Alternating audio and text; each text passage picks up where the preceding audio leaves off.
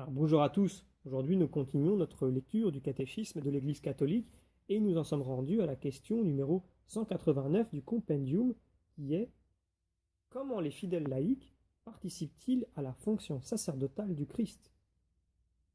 Eh bien, ils y participent en offrant comme sacrifice spirituel offert à Dieu par Jésus-Christ, 1 Pierre 2,5, par-dessus tout dans l'Eucharistie, leur propre vie avec leurs actions, leurs prières et leurs engagements apostoliques, leur vie de famille et leur travail quotidien, les difficultés de la vie supportées en patience et les moments de détente corporelle et spirituelle.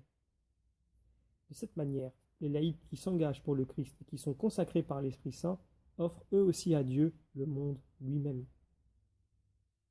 Alors pour étayer ces propos du compendium, prenons les paragraphes 901 à 903 du catéchisme de l'Église, qui se trouve sous l'intitulé « La participation des laïcs à la charge sacerdotale du Christ ».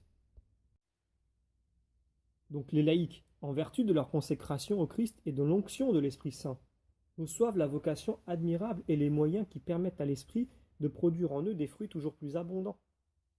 En effet, toutes leurs activités, leurs prières et leurs entreprises apostoliques, leur vie conjugale et familiale, leur labeur quotidien, leur détente d'esprit et de corps, s'ils sont vécus dans l'Esprit de Dieu, et même les épreuves de la vie, pourvu qu'elles soient patiemment supportées, tout cela devient offrande spirituelle, agréable à Dieu par Jésus-Christ.